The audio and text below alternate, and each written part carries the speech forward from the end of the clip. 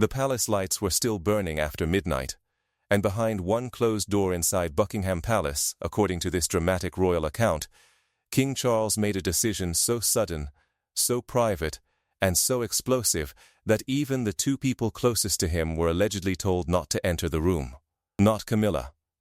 Not William. Only the king, his private officials, and a document that could change the emotional balance of the monarchy forever. Because this was not just about jewels. This was not just about crowns locked behind glass. This was about trust, legacy, power, and the one woman Charles reportedly believed could protect the monarchy's most sacred symbols when the future began to feel dangerously uncertain. And that woman was Catherine.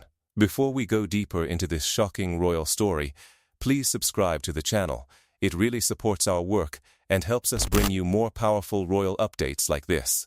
According to the account, the chain of events began during a formal reception at Buckingham Palace. The evening was supposed to be carefully controlled. Foreign dignitaries, polished speeches, palace staff moving quietly through the state rooms, everything designed to project strength. But then, without warning, Charles reportedly faltered. The king appeared unsteady. The atmosphere changed instantly. Security moved fast. Guests were guided away. Phones were controlled. Doctors were rushed inside through private palace routes that most people never see. And by the time the medical team left his chambers, the mood inside the palace was no longer ceremonial. It was fearful. Publicly, Charles had already given people reason to hope. He had spoken about his cancer treatment being reduced in the new year, a line that sounded positive, controlled, and reassuring. But according to the dramatic account behind this story, the private conversation inside the palace felt very different. It suggested urgency. It suggested pressure. And it suggested that Charles had started thinking less about appearances and more about what would happen the moment he was no longer able to control the future himself. That is where the timeline becomes powerful. Because if a king believes time is no longer guaranteed, he does not think like an ordinary man. He thinks about succession. He thinks about symbols. He thinks about the crown, not just as a position, but as a fragile institution that can either survive the next generation or collapse under its own unresolved wounds. And according to this account, Charles did not wait until morning. His private secretary allegedly urged him to pause, to sleep on it, to allow the proper legal process to unfold slowly. But Charles refused. Something about that night had pushed him beyond delay. A royal solicitor was reportedly called to the palace after midnight. A document was prepared. A decision that normally would have taken months of quiet review was compressed into one dark, silent hour. And then came the detail that makes this story so explosive. Before signing, Charles was allegedly asked whether he wanted Camilla in the room. He said no. Then he was asked whether he wanted William there. Again, he said no. That was not an accident. That was not confusion. That was a choice. If this account is true, Charles deliberately shut out his wife and his heir from the room where one of the most symbolic decisions of his reign was being made. And that tells us something deeply uncomfortable. This was not a king sharing a decision with his family. This was a king protecting a decision from his family, because he may have known exactly what would happen if they were there. Camilla might have questioned it. William might have demanded answers. Someone might have slowed him down. Someone might have asked why Catherine was being given such extraordinary symbolic responsibility when she herself had not asked for the war that would come with it. But Charles signed.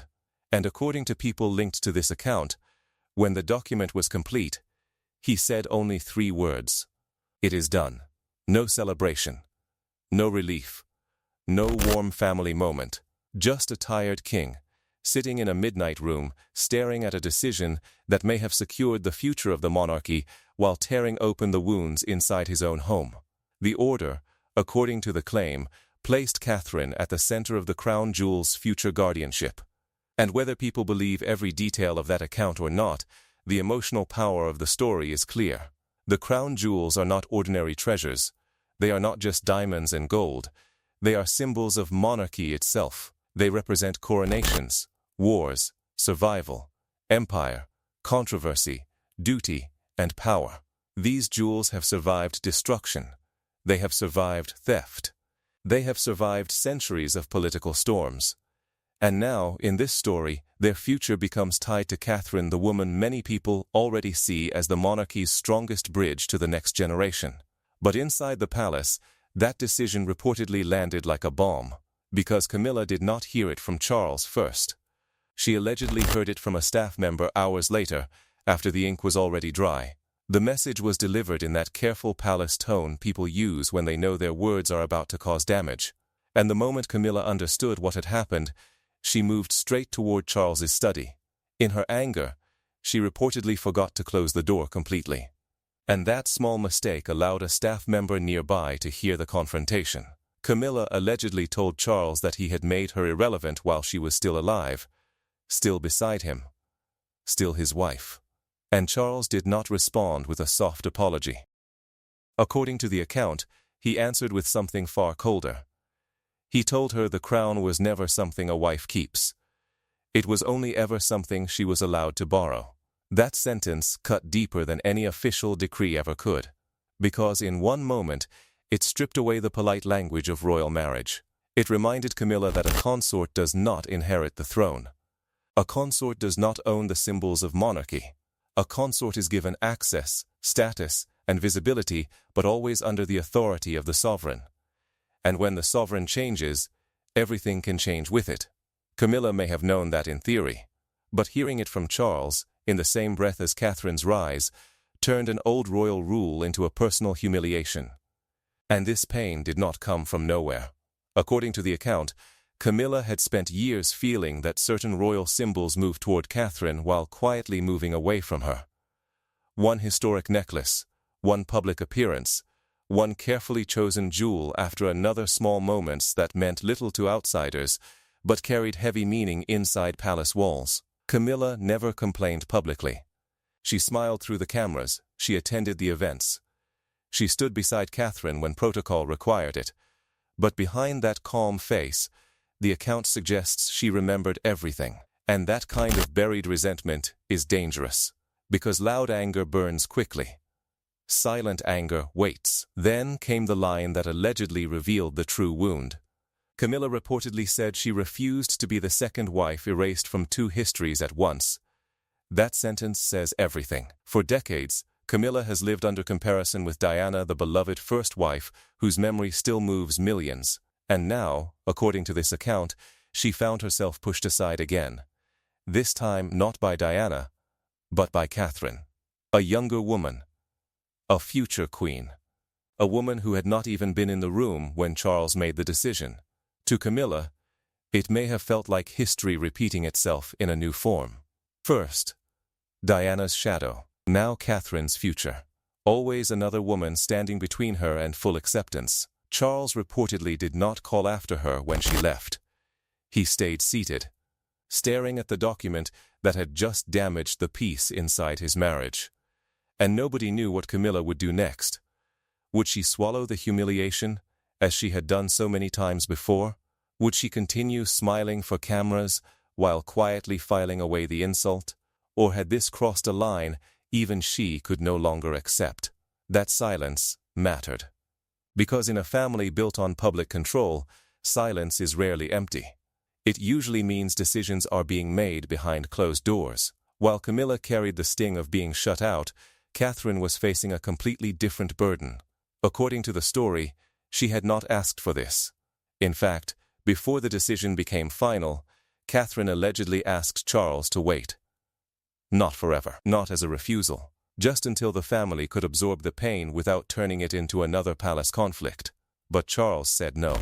That answer alone shows how urgent the moment had become in this dramatic account. Because Catherine's own journey had already been heavy enough. She had spent years building her position carefully, not by force, but through discipline, patience, and public trust. Then came her cancer diagnosis and months away from public life, while the world speculated about every silence, every photograph, every absence. She returned slowly, carefully, with strength that did not need to shout. And just as she was rebuilding her place in public life, This story places another weight on her shoulders, not just as a princess, not just as William's wife, but as the symbolic protector of treasures tied to the monarchy's survival. That is why Charles may have chosen her, because Catherine has something rare. She can make ancient royal symbols feel alive again. A tiara that might seem old-fashioned on one person becomes a global conversation when Catherine wears it. A historic necklace becomes more than jewelry. It becomes a message, a reminder that the monarchy still has beauty, continuity, and emotional pull. Charles understood that. He understood that Catherine was not just popular. She was useful to the future of the institution. And in monarchy, that matters, because crowns do not survive on diamonds alone. They survive on belief. They survive when people still want to look, still want to care, still want to feel that the institution means something. But the jewels Catherine is now connected to in this account are not just beautiful. They are heavy with history. The imperial state crown, St. Edward's crown, the Cullinan diamonds, the Koh-i-Noor. Each carries glory, but also controversy. These are not simple treasures. They are objects tied to conquest, empire, ceremony, pain, and national memory. Some are admired, some are disputed. Some are still questioned by nations and communities who believe parts of royal history were taken, not gifted. So Catherine would not simply be guarding diamonds. She would be guarding arguments. She would be guarding symbols that the modern world no longer sees with unquestioned admiration. That is what makes the burden so dangerous. Because every time those jewels appear, they do not only shine, they raise questions. Who owns history? Who protects it? Who has the right to display it? And how does a monarchy built on ancient symbols survive in a world that keeps asking modern questions? Charles, according to the account, believed Catherine could handle that challenge better than anyone else. But that belief came at a cost. Camilla felt erased. William was allegedly excluded. Catherine was pulled into a symbolic war she had not chosen. And Charles, already facing questions about health and legacy, seemed to be racing against a clock only he could hear. That is where the story becomes bigger than one midnight signature. Because if this decision was truly made in secret, then it shows a king preparing for the future in a way his family may not fully understand.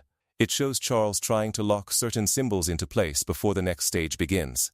It shows a monarchy that may look calm in public, but privately feels the pressure of time, illness, succession, and survival. And then comes the legal question. Could Camilla challenge it one day? According to the dramatic account, at least one senior legal voice suggested that a future dispute could become extremely complicated, because this kind of symbolic guardianship, if it existed in the way described, would sit in a strange space between royal authority, family expectation, and public accountability. A widow may feel wronged. An heir may feel bypassed. A future queen may feel burdened. And the courts may never have seen anything quite like it. That possibility changes the entire meaning of the story, because if Camilla believes something was taken from her, the war may not end while Charles is alive. It may only begin after he is gone. And that is the chilling part. Royal history rarely explodes all at once. It moves quietly first. A document signed after midnight. A statement that says less than it reveals. A jewel worn at the perfect moment. A family member absent from a room they should have been inside. Then, later, people look back and realize the future had already changed before anyone understood what was happening. That is what this account suggests. Not a single dramatic collapse of the monarchy, but a series of quiet moves, each one dressed as routine, each one carrying more weight than the public was told. Charles's health update, Catherine's public return, the shifting of royal symbols, Camilla's silence, William's position. The careful palace language around every major decision. On their own, each detail could be explained away. Together, they begin to look like preparation. And maybe that is why this story has captured so much attention, because people can feel that something inside the monarchy is shifting. The old reign is narrowing. The next reign is forming. Catherine is no longer just the graceful Princess of Wales standing beside William. She is becoming a central symbol of what comes next, and symbols matter more in monarchy than almost anything else. A crown is not powerful because of gold. It is powerful because people agree to believe in it. A jewel is not sacred because of diamonds. It is sacred because history has taught people to look at it with awe, and Catherine, whether she wanted it or not, has become one of the few people capable of making those symbols feel relevant to a new generation. Thanks for watching. Do you think Charles made the right decision by trusting Catherine with the monarchy's most powerful symbols, or do you think Camilla and William should have been included? Share your thoughts in the comments, and don't forget to subscribe and turn on notifications for more royal stories.